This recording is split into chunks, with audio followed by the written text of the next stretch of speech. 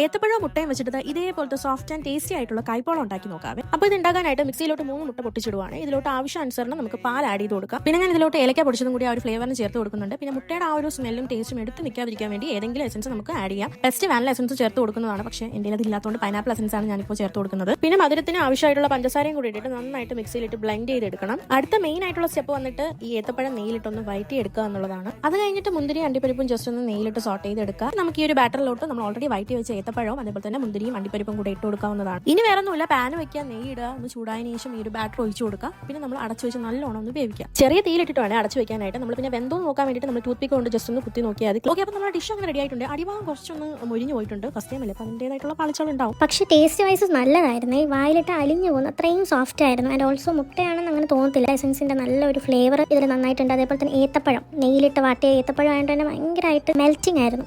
And ഇത് try ചെയ്യാത്തവർ just ഒന്ന് ട്രൈ ചെയ്ത് നോക്കുക.